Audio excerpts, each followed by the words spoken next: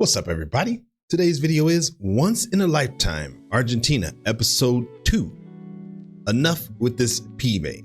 My name is Greg, an American living abroad in Spain, learning the beautiful game of football one question at a time with your help. And today's video is brought to you by the famous Copa 90. I will include a link in the description so you can go and show them some love. I'm sure they would appreciate it if you go and subscribe to their channel. They are amazing. They have amazing content. So you definitely want to go and check them out. So this is episode 2. By the way, I think Pibe means like enough with this kid or enough with this guy or something like that. I don't know if that's right. I don't know. That's my limited Spain knowledge. But I did watch episode 1 and it was amazing. It kind of summarized like the importance of football in Argentina. Essentially, I mean, Argentina has been through a lot. Once upon a time, they were, on the same level in terms of the economy and potential and everything as major countries like Australia and places like that. And they've kind of fallen on some hard times and to the point where they really don't feel competitive in the world in anything except football. So it's the one thing that the entire country has pride in. And so that just kind of puts into perspective the amount of pressure that Maradona and Messi were under. So, man, it's just unbelievable. So this is a great series. I'm definitely looking forward to getting on to the second one. Took a little bit of time to get to this one, but we're here now and we're going to enjoy it. So before we get started here, go and subscribe to the channel and like the video. That way you can be a part of my football brain trust as we continue on the journey of learning this beautiful game.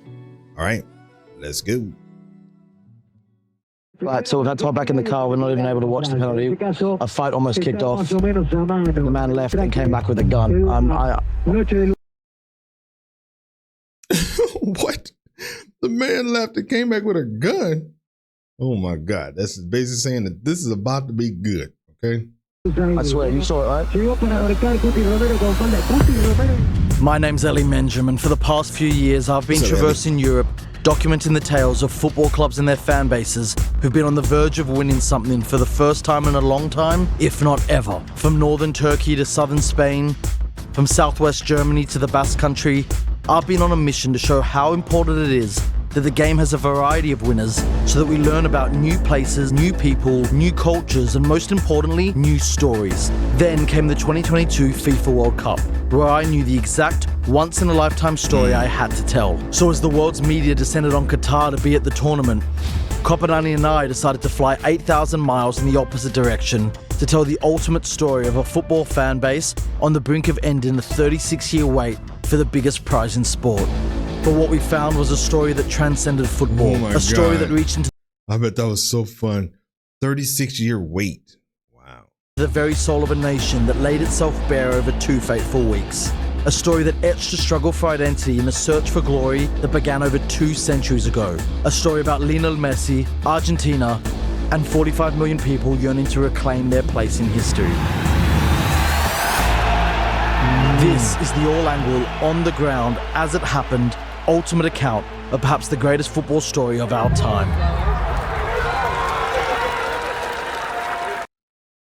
I mean, I'm not to take anything away from Argentina, but I mean, I live in Spain and I've seen some of these scenes of fans losing their minds. So I just tells you about the importance of football in the world, but it's another level in Argentina. This is Once in a Lifetime. How many years have you been covering football as a journalist? I've been working football 24 years now. And how many matches do you think you've covered? 2,000, something like that. Oh my God. Have you ever seen a footballer like Messi? No. Not close. His level of consistency is astonishing. For 17, 18 years, scored 30 goals a season, got 15, 20 assists a season. And nobody in the entire history of football has had anything like that level. Born and raised in Argentina's second city of Rosario, the moment Lionel Andres Messi took to the uneven pitch of his local football club, Grandoli, the game of football changed forever. And he That's just so cool to see little Messi running around out there. Let's see. Born and raised in Argentina's second city of Rosario, the moment Lionel Andres Messi took to the uneven pitch of his local football club, Grandoli, the game of football changed forever. And he starts dribbling past everybody, and suddenly his brothers realise this isn't normal. By 7, he signed to boyhood club Newell's Old Boys. By 13, he's signed by FC Barcelona. By 16, he's already in their first squad, and by 21, he's the star of Pep Guardiola's legendary side. They're the greatest team I've ever seen. And Messi is the best player in the best team I've ever seen. He's what takes that side and turns it from being very, very, very good to utterly exceptional. The next decade and a half sees Messi achieve every club and individual award several times over, with goals, assists and performances that truly defy belief. But don't take my word for it. Lionel is for me the best. He's a one-off for me, and it was just great to be in the same stadium as him. But Leo is just a freak. What he does is unheard of. I mean, I don't know if you will see that ever again. That's just so interesting when you see other players and coaches and your peers say that he's the best. That says a lot. That's kind of the argument that I see a lot, like, you know, in the United States, it's the debate between Michael Jordan and LeBron James, or even Kobe and LeBron. And you just ask the players, and they all, not a lot of them say LeBron, even though LeBron has all the numbers and everything like that. So it's interesting.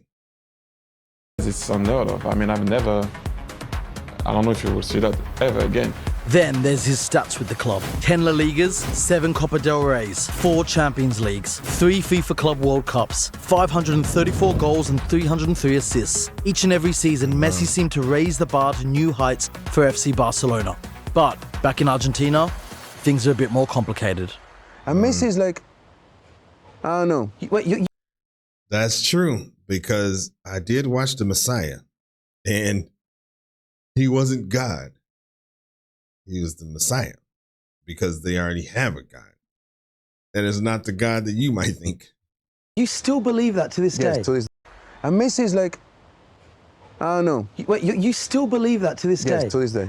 You see, for many Argentinians, as happy as they were to see a compatriot at the top of world football again, the reality was, whilst he may have won everything at Barca, when it comes to Argentina, despite his record amount of goals and assists for the country, whenever Messi went to a tournament with the national team, they came home empty-handed. Messi is like having a son that you know he can do better. He can do better, but he's not doing it. There's this desperate Oh my God. Jeez. I mean, I get what they're saying, but dang. I remember when I was watching that Messiah movie and they were burning his jerseys. I was like, what in the hell is happening? Oh, man. Okay. That's crazy. Having a son that you know he can do better. He can do better, but he's not doing it.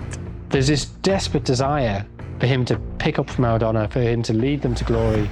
When that doesn't happen, there's this intense frustration. Deep inside, we love him, but he needs to win. He needs to win, you know? That's it. And, yeah, of course they're proud of what he does for Barcelona, but he's doing it for Barcelona. Argentine fans want him to do it for Argentina. Este país, con todas nuestras dificultades, nuestras carencias, le exigen a Messi hacer todo como si fuera Dios y nos salve. Como si fuera Maradona y nos salve. Oh, man. Okay. Yeah, I see what he's saying. And I don't think it's Maradona. Like I said earlier, I think it's Maradona. Y nos salve. Como si fuera Maradona y nos salve. But surely the idea is Messi must lead them to glory. It doesn't happen. Firstly, there's the World Cup heartbreak, where in 2006 he only plays a bit part role, which sees a quarter-final exit. In 2010 he plays every match, but once again, they're out in the quarters. Then came the 2014 World Cup in Brazil, where Messi scores 4 goals, earns player of the tournament, and leads Argentina to their first final in 24 years. But he took you to a World Cup final, Yes, but we didn't win. and it's like that for you. Who remembers the guy who came in second? Look at that face. That's real. like he stopped smiling. Like, yeah, he took us there, but we didn't win. Oh my God. That's tough. And it's like that for you. Who remembers the guy who came in second? I mean, it's ludicrous, and I suspect most of them know it's ludicrous. I'm sorry, I'm getting like chills. Like I can feel that. I can just like feel his passion. But The guy who came in second. I mean, it's ludicrous, and I suspect most of them know it's ludicrous. But that doesn't stop the yearning. And that thing, you know, inside of me, even if I know logically that it's not okay, it's still there, lingering somewhere. It's a mix of like the way of the Argentinian and so many years of not being able to actually winning it. Sometimes coming really close, like in Brazil, you know, it was like a dream come true to win it in Brazil at the Maracanã Stadium. But I'm willing to say this. If he would have scored a goal in 2014 and we would have won the World Cup in Brazil, everything would be different. Argentinian fans wanted to do it for Argentina. Maradona did it for Argentina. Why can't Messi? If he's so good, why can't he do this? No, pero nunca jugó ni la mitad de lo que jugaba en Barcelona. Inclusive yo, no podía creer cómo la magia que hacía en el Barcelona y no en la selección.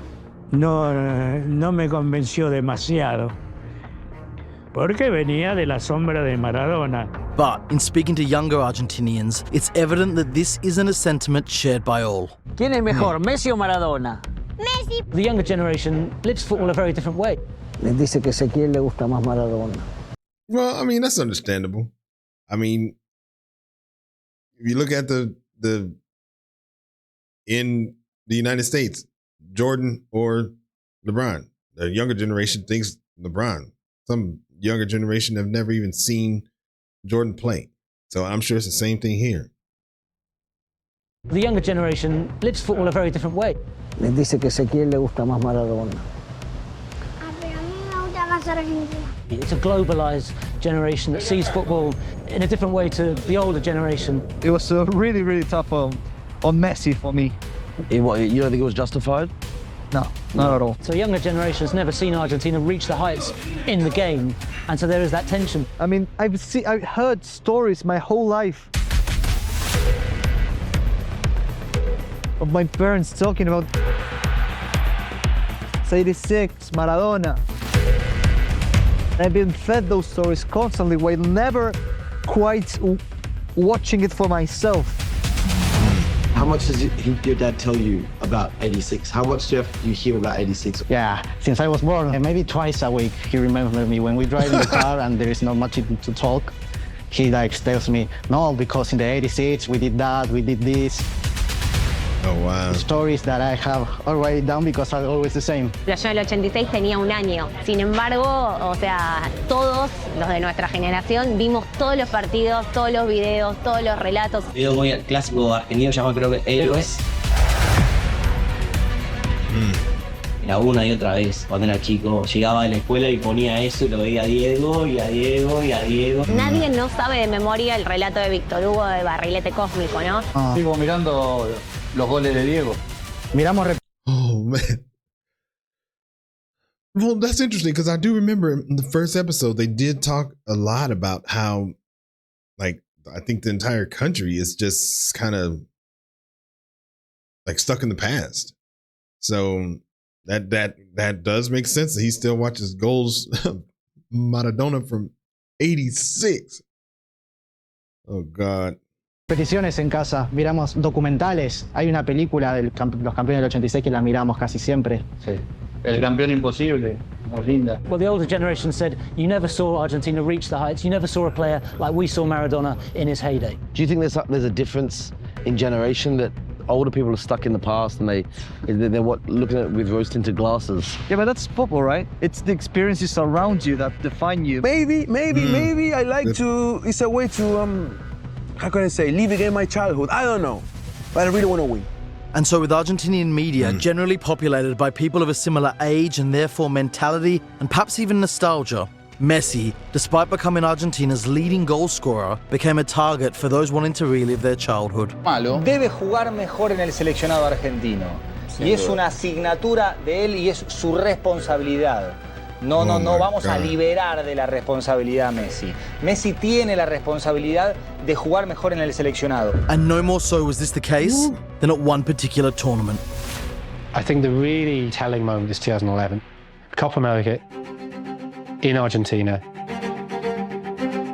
The assumption is on home soil, surely no. Messi can lead us to glory. But he couldn't. And knocked out by Uruguay on penalties, Argentina's home Copa America dream is over by the quarterfinals. However, it's a group stage draw versus Colombia that's most remembered. Yes, I was there in 2011. You were there? I was there.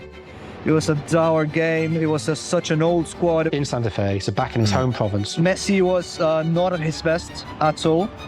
And when the final whistle blew, the whole stadium jeered on him, booed him. Wow. Oh, man. It's like you just can't even fathom this. That's crazy. I gotta see this again. The whole stadium jeered on him, booed him. I just genuinely... jeered on him, booed him. He's a failure, has no balls, no soul. I just genuinely I couldn't believe what I was hearing. You could sense that it was against Messi, not just against the team. The Argentinians booed Messi. I can't even fathom it. He was not just booed. He was booed in his own province. But wow.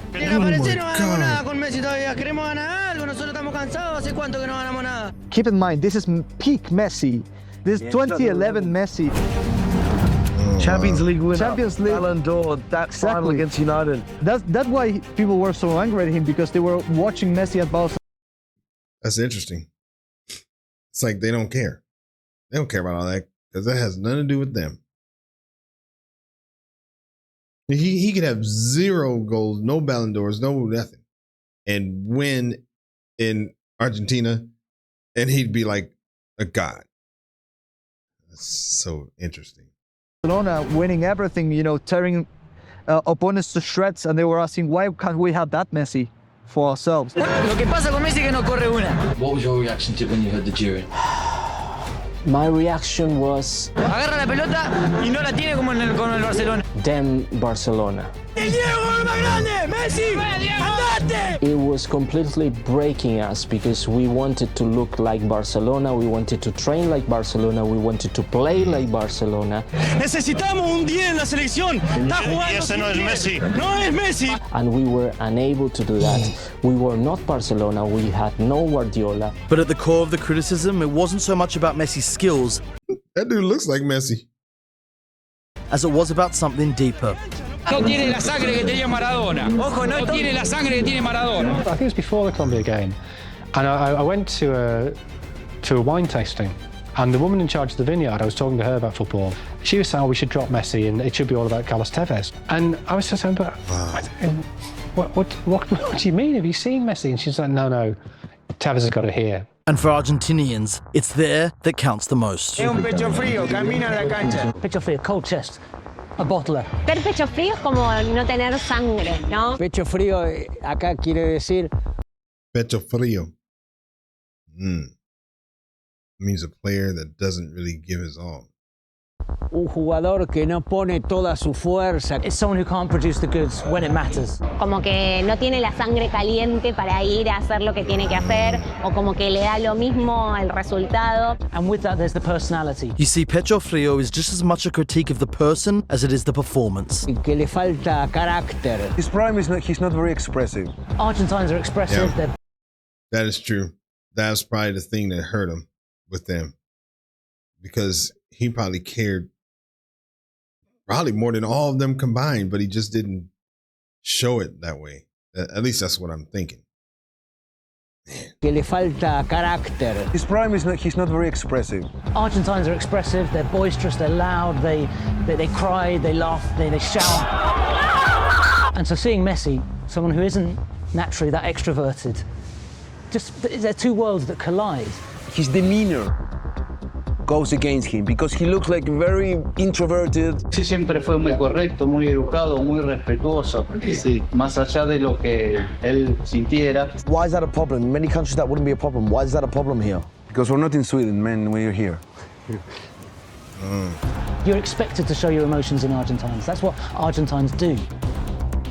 And here, people like to see tears, blood, sweat, sacrifice. You just can't do it. It's sacrilegious. You can't not show your emotions. We want that. We like that. I don't know why. But that's the way it is. And so even in his body language, Messi found himself in the shadow of Maradona. Messi es políticamente correcto. Maradona no. And do you think because of that, that's why Argentinians might like Maradona a bit more because he broke the rules? He was a bit more extroverted? ¿Qué dijo? ¿Vos crees que a los argentinos les gusta Maradona porque rompía las reglas y esas cosas? You see, for Argentinians, Maradona's emotional way of being is just as important as anything he did on the pitch. Mucha gente intenta como separar Maradona como jugador y Maradona como persona. A mí me gusta Maradona, todo Maradona. When they ignored his repeated requests to leave him alone, Maradona cracked and opened fire with an air rifle. What in the hell? Open fire with an air rifle? And opened fire with an air rifle.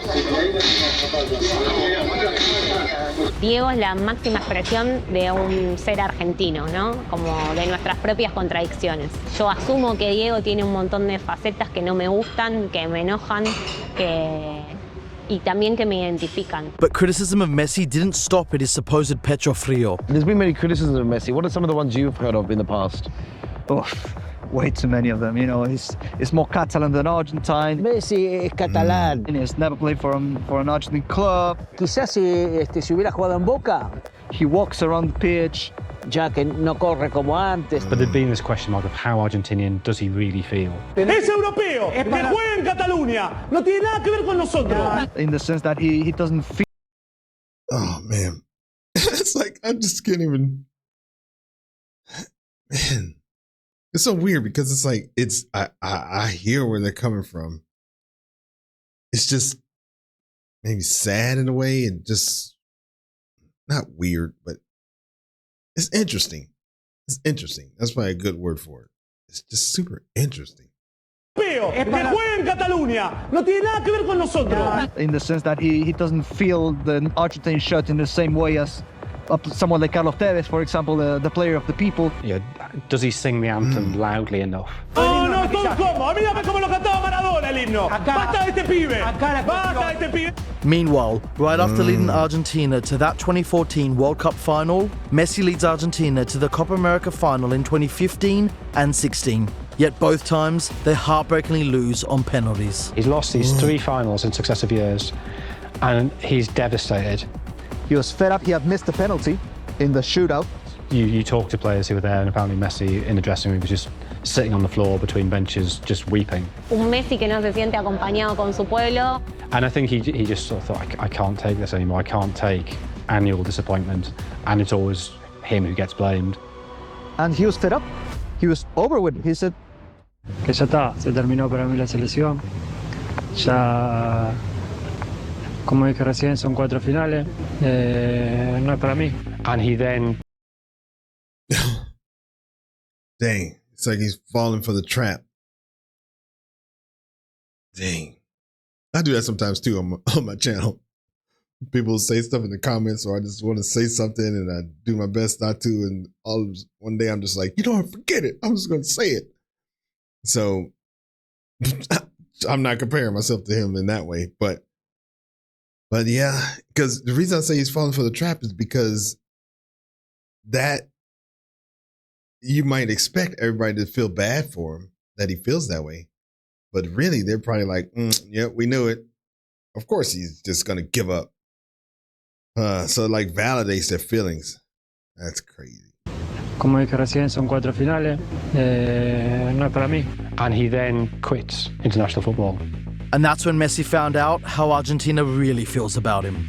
They begged for Messi to come back. People went to the Oh, interesting. Okay. I thought it'd be the other way around. Okay.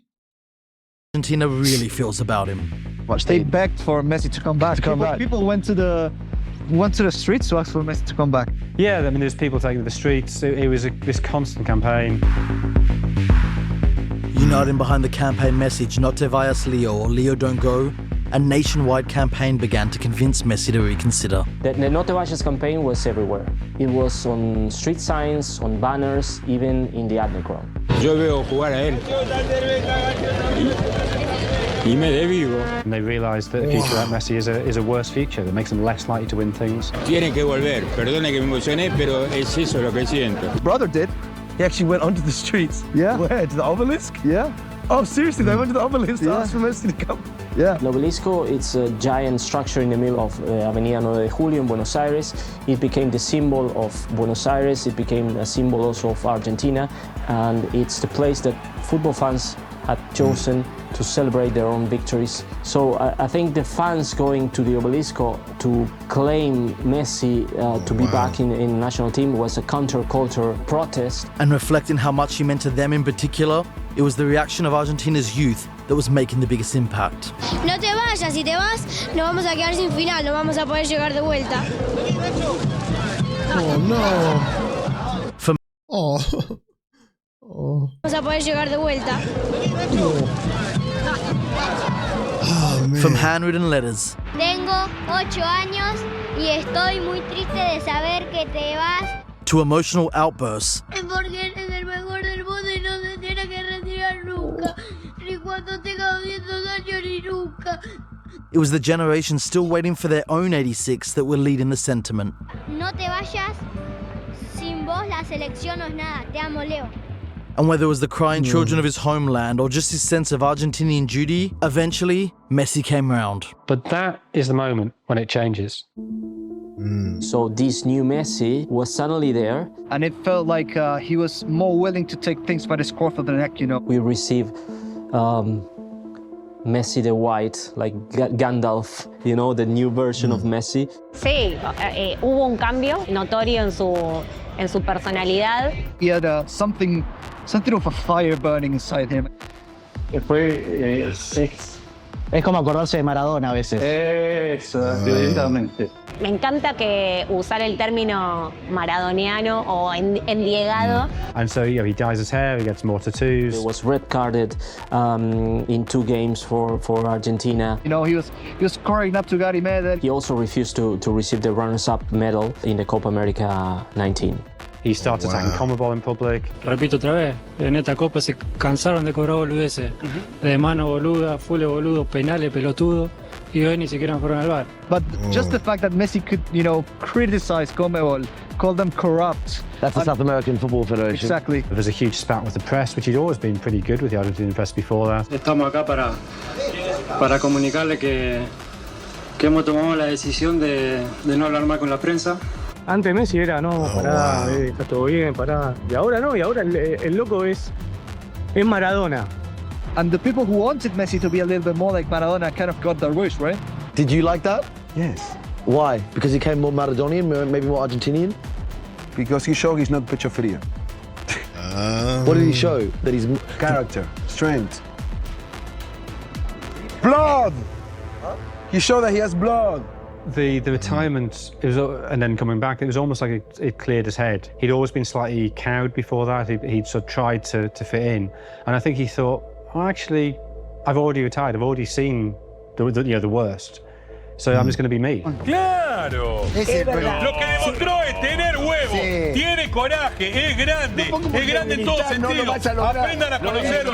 Los que hasta ahora no lo conocían, esta Copa América lo conocieron. Siempre fue igual. Lo que pasa es que ahora se dio a conocer. And as for the absurd idea that Messi didn't feel Argentinian, his favourite food is Argentinian, his favourite films are Argentinian, his favourite music is Argentinian. His wife is from Rosario. They've known each other since they were kids. His whole extended family is still in Rosario. He visits them very frequently as well. And of course, anybody who listens to Messi, he's still got a very distinctive Argentinian accent. Y es un pibe que se fue a los 14. I can't even believe you have to have this argument. Hello? I mean, if he's not Argentinian, what is he? I mean, it's crazy. He has saying I eat food and I like the music. I mean, come on. Who listens to Messi, he's still got a very distinctive Argentinian accent. Y es un pibe que se fue a los 14 años que podría tener un acento español y sin embargo se come las heces como cualquier rosarino o rosarina. I mean, have you heard him speak? Have you heard him speak? I mean, he speaks with not just with an Argentine accent, but with a Rosarino accent. But nothing sums up Messi's love and desire to play for Argentina more than the story of how it all began in the first place. It was 2003, and Messi's father contacted us in a Gráfico. At the time, Spain were lurking, trying to convince him to play for Spain, and Messi didn't consider that as an option. He wanted to play for Argentina. The problem is that no one knew him in Argentina. Wait, I need to hear that again.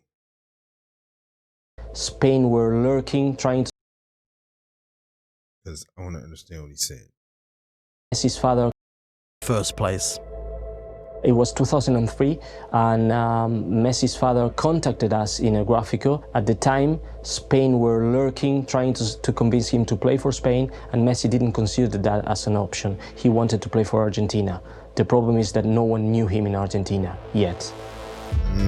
And the father of Messi asked if he could send us some videos so we could see him play and maybe alert or notice the manager of Argentina, because he had no direct links to AFA. Oh, wow. I remember when we were seeing the videos, these amazing videos, and now we know from YouTube and internet, but at the time they were a treasure that we received directly from Jorge Messi. And of course we had to publish that story, make the comparison with Maradona, and we contacted the national team manager at the time, and it prevented Spain from convincing Messi to play for them. And this, I think, sums up how much Messi always wanted to play for Argentina. And so, with a new Messi who evidently appreciates Argentina, and an Argentina feeling the same way back, a new connection formed. The connection the players have with the national team at this point is at an all-time high. Messi no era el mismo Messi que hoy. La gente cambió con él. Lo que pensaba de él cambió. Sin lugar a dudas, creo que también se acerca mucho más al pueblo y por eso el pueblo lo abraza más. And so, when Argentina crashed out at yet another World Cup, this time at Russia 2018, whilst they still face some backlash, the blame starts to shift, notably to their erratic manager, Jorge Sampaoli. Y un equipo a la deriva, con un entrenador que, bueno, define así las cosas. Argentina were finally realizing the problems were far bigger than Messi. So imagine that between 1969 and 2009, in 40 years, Argentina had 9 permanent managers. And in Messi's 15 years in the national team, he had to deal with the same amount of managers. Yeah, I mean, when you take into account the fact that since Messi made his Argentina debut, no manager has ever completed a World Cup cycle. Like, what, the 4 years? The 4 years. No manager has ever managed that. Before, it was unthinkable to have a manager for less than 4 years. And suddenly Messi discovered that it could be 2 managers in 1 year, 3 managers in the course of 3 years, 2 presidents, a normalization committee coming from FIFA. And so the Argentinian FA went on the hunt for yet another manager. So the Argentinian Football Association have no money. Oh man, this is so good. This is so good. The Argentinian FA went on the hunt for yet another manager. So the Argentinian Football Association have no money, and they're desperately casting around for a cheap option. The cheapest they find is Sampaoli's assistant, Lionel Messi, who in contrast to Sampaoli and previous coaches, had no experience in such a role. It was absolutely crazy to give the national team the top job in Argentine football to someone who had never coached before. Scaloni had never coached? No, he was only assistant manager. And it turns out they get really lucky because he's really good. But it wasn't just tactically where Scaloni brought a change. He's very calm, he's very laid back, he's very humble, his ego is minuscule. In direct contrast to the ways of Argentinian football, Scaloni takes a new mentality. And he had this mantra he kept repeating, we win, we lose, nobody dies, it's fine. People get too excited about football. It's only football. And that, I think, is what Argentina needed. A lot less tension in the dressing room, a lot less pressure as well. They have a very, very calm man. So As time went by, it became less and less surprising when Argentina started winning games and winning games and winning games because Messi was happier right there. But then, just as things were clicking into place for Messi and the national team, there's sad news coming through from the world of football this evening. Argentina great Diego Maradona has died at the age of 60. Como Maradona no va a haber otro. Desde ayer que estoy llorando. And so suddenly it's like, this is the blackest day in Argentinian history. Es un pedazo de vida que se te va y que festejaste. Y que... Perdón. Me cuesta mucho hablar de Diego desde que Diego se fue. There's people out on the streets weeping. There is this horrendous grief and this real public mourning. Argentina's reaction to losing the man who embodied them was as emotional and chaotic as you'd expect. The government realised they can't contain this grief for Maradona. So essentially COVID regulations come to an end in Argentina at that moment, the moment of Maradona's death. Realising the gravity of the situation, the Argentinian government decreed 3 days of national mourning. And despite being in the height of lockdown, Maradona's coffin's put on display in the presidential palace, where tens of thousands of mourners come and pay their respects. And in a fitting tribute to Maradona and football in the country, this brings out the best and worst in people, where fans from both sides of the country's most notorious rivalries unite in their grief, whilst riots and protests unfold when others can't see the wake. Justamente allí, bueno, la policía que se rearma, decíamos en Avenida de Mayo. And so again, a spiral in Argentina looked for hope in its national team. This time at the 2021 Copa America, the first international tournament Argentina would play post-Diego. And you have to consider the fact that that Copa America was supposed to be held in Argentina, and we were stripped away from it.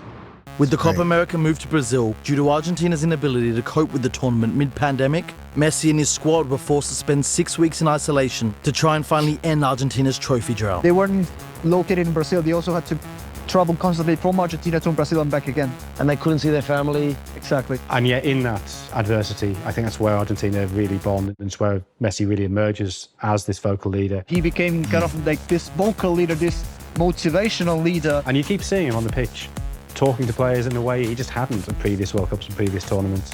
He's a different leader, and it's fabulous to watch. Messi leads Argentina all the way to another final, this time against host Brazil, where pre-match shows the leader he's become. 45 días sin ver nuestra familia, muchachos. 45 días. El Dibu fue papá. Fue papá y no pudo ver la hija todavía. No la pudo hacer upa. Yeah, that's another Maradona moment. ¿Por qué? Por este momento. Porque teníamos un objetivo, muchachos. Teníamos un objetivo y estamos un pasito a conseguirlo. A un pasito, y ¿sabe qué es lo mejor de todo? Que depende de nosotros. And you also see it. Let's go. Make me want to go play. I think just how much Argentinian players wanted to win for him.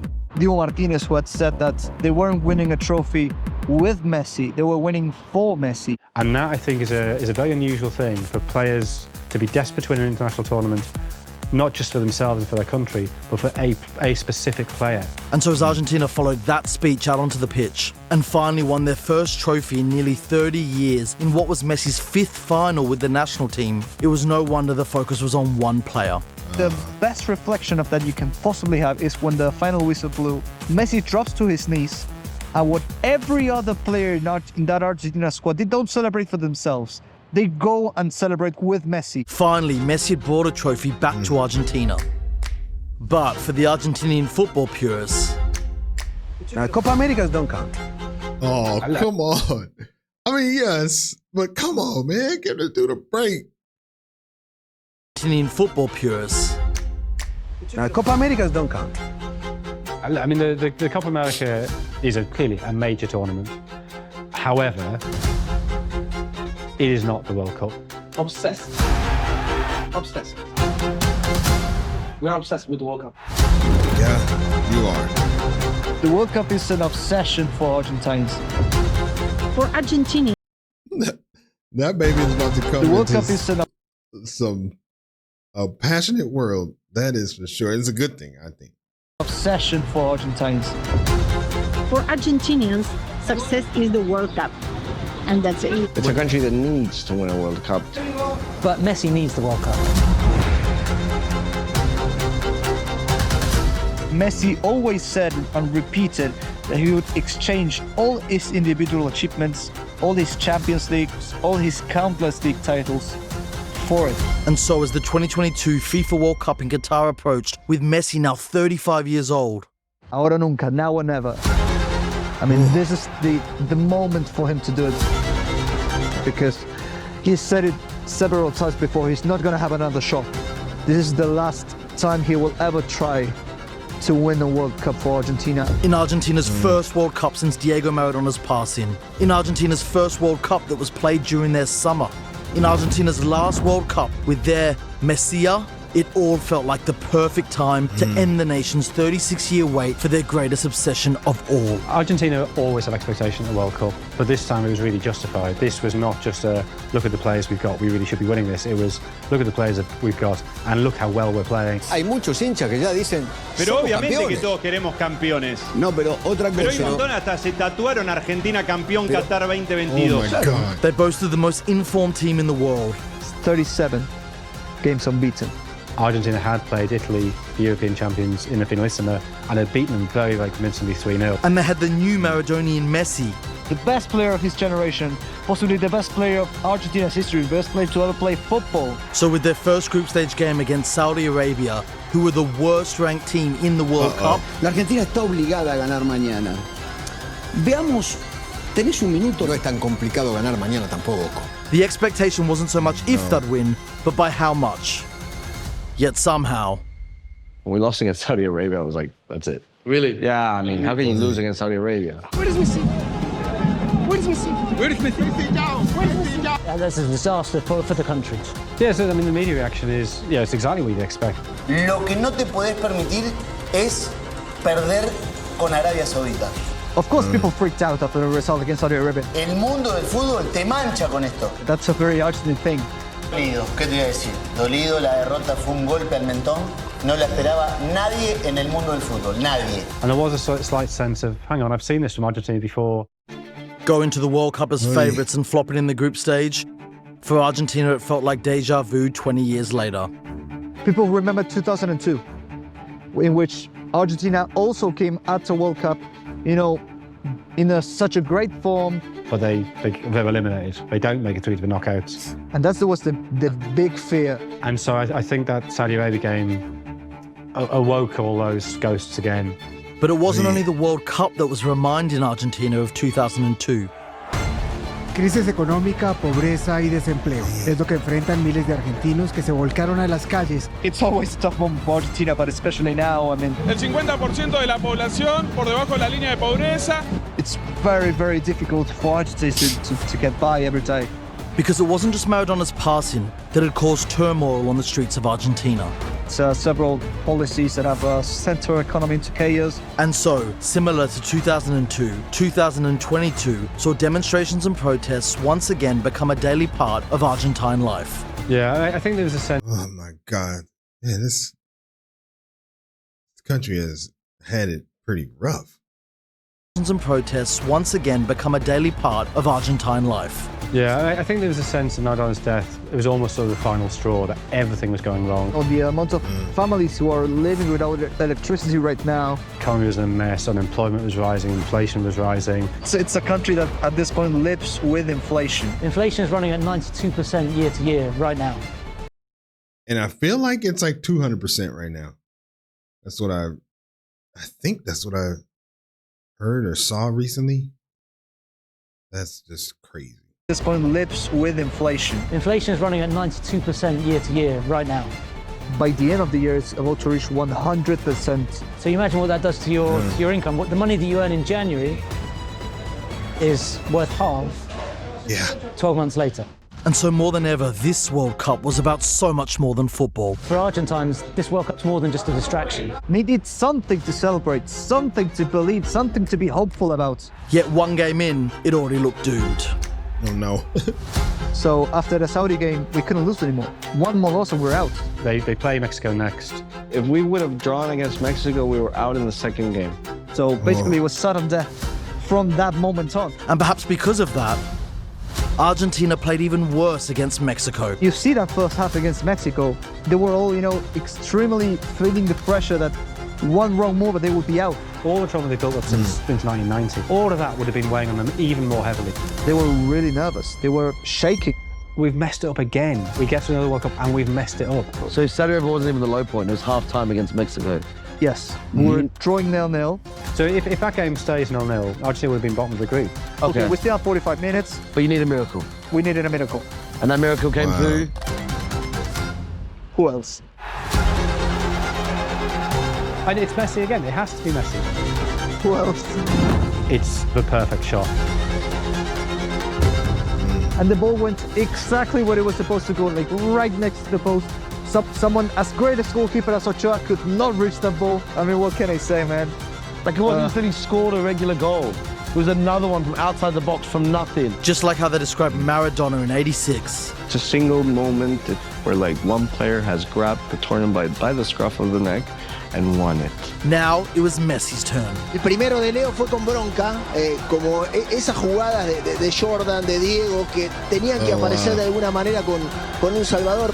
And then that was it. Argentina suddenly remembered how to play football again. They remember they had Messi, let's be honest. That Mexico win's followed by a 2-0 win over Poland. And that takes them to the knockout stages, where they beat Australia in the round of 16 thanks to another goal from. And so with Argentina booking their place in the quarterfinals against the Dutch and only 3 games away from potential World Cup glory, Hopanani and I decided to head out to the land of silver to experience firsthand what could truly be the ultimate once-in-a-lifetime story. Well, a very warm welcome here to Buenos Aires. Time now has just gone 20 minutes past 10 in the morning.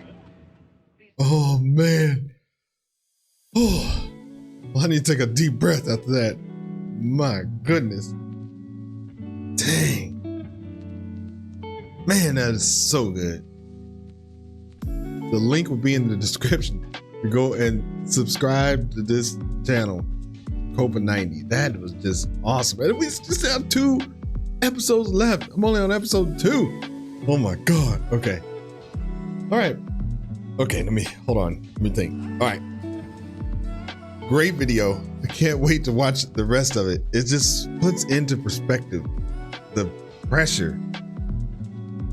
I mean, I can't think of, maybe you could tell me of some other, country or player out there who had this much pressure. But man, it is in like plain sight, the amount of pressure that Messi was under. And it really solidifies his greatness that he was able to, change who he was, and it just became about winning for Argentina.